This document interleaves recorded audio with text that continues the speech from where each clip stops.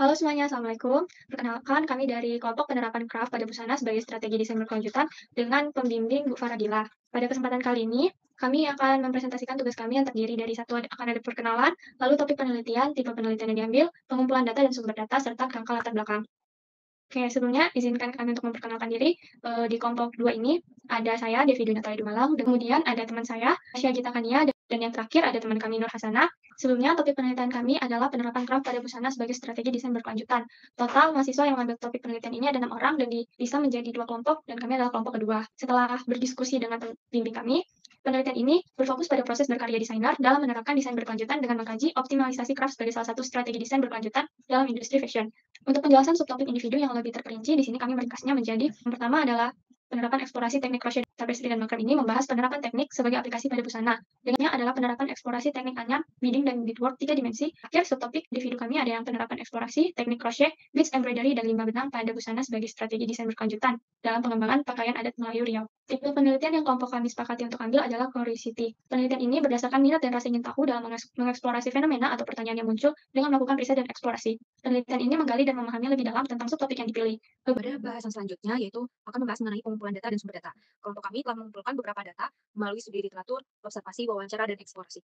Pada studi literatur, kelompok kami memilih beberapa keyword. Yang pertama yaitu zero waste demi kultur limbah tekstil, kemudian sustainable, artisana, zero waste busana berkelanjutan, crochet, tapestry, makram, anyam, beadwork 3D, kurung, dan Melayu. Selanjutnya terdapat bahasan berdasarkan dari masing-masing keyword yang telah disebutkan tadi. Yang pertama itu artisanal, rujuk pada perancangan produk berkualitas tinggi dalam skala kecil dan terbatas yang menggunakan tangan. Dalam implementasinya, desain fashion zero waste memiliki kriteria yang sejajar dengan fashion artisanal, di mana keduanya memperhatikan peran penting desainer dalam menentukan estetika, konsep desain, dan produksi pakaian. Pada keyword zero waste busana, dapat pengertian zero waste fashion sendiri merupakan metode perancangan yang dilakukan dengan peletakan pola di atas bidang dua dimensi dengan membuat pola konvensional yang dijadikan dalam bentuk zero waste effect. Karena demikultur, busana demikultur sendiri merupakan busana yang kualitas dan harganya terletak di kultur dan ready to wear. Pada dunia industri fashion terdapat dua kategori limbah tekstil, yaitu limbah yang dihasilkan dari proses produksi dan limbah prakonsumen. Namun, limbah yang paling dikategorikan dari sisa pembuatan pakaian atau sisa produksi. Tapestry. Tapestry sendiri adalah sebuah teknik membuat karya tekstil dengan cara menyulap benang-benang serat dan bahan lain seperti kayu, logam, rotan dalam satu komposisi benda yang memiliki fungsi seni dan pakai.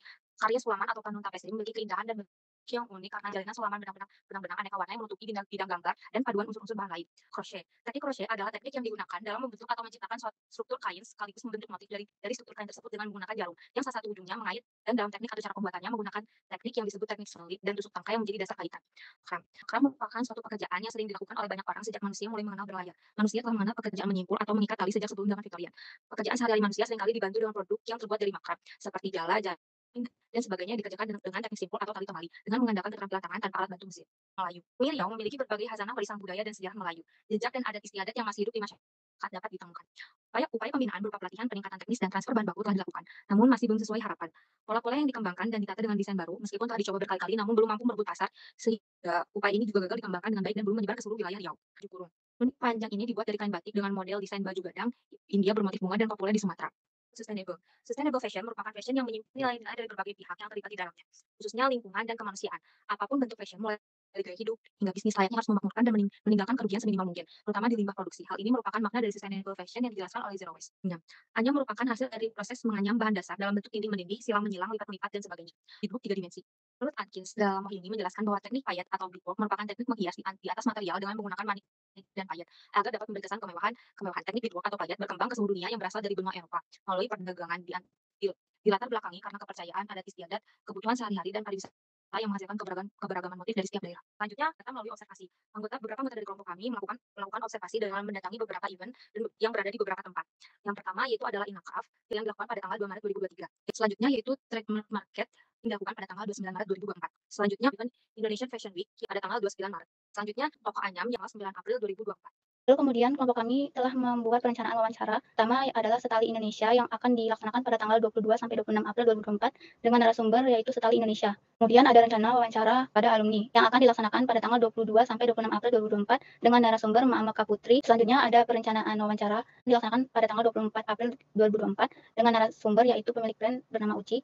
Yang terakhir adalah perencanaan wawancara kepada tokoh Melayu yang akan dilaksanakan pada 24 April 2024 dengan narasumber yaitu perwakilan dari Tenas Effendi. Kemudian di bagian eksplorasi, ini merupakan salah satu eksplorasi dari Devi Dengan tujuan eksplorasi menerjemahkan moodboard menjadi lembaran eksplorasi dengan menggunakan teknik crochet, tapestry, dan makrame. Kemudian ada hasil eksplorasi dari Marsha dengan tujuan eksplorasi menerjemahkan moodboard menjadi lembaran eksplorasi dengan menggunakan teknik anyam dan beading. Terakhir dari Nurhasana dengan tujuan eksplorasi menerjemahkan moodboard menjadi lembaran eksplorasi dengan menggunakan teknik crochet dan beading. Dari yang telah disampaikan, kelompok kami memiliki tujuan, fenomena, dan urgensi masalah yang telah dipaparkan di mind map, yaitu tujuan untuk menemukan teknik baru dengan tujuan desain berkelanjutan, meningkatkan minat masyarakat terhadap produk dengan tujuan baik terhadap lingkungan atau masalah global, dan menaikkan kembali minat masyarakat terhadap pakaian adat Melayu. Kemudian untuk fenomena, pertama adalah desain berkelanjutan yang belum berkembang dengan baik dan terkesan terbatas pada teknik patchwork. Kedua, peningkatan kesadaran masyarakat terhadap lingkungan. Dan ketiga, masyarakat yang lupa akan tradisi dan adatnya sendiri.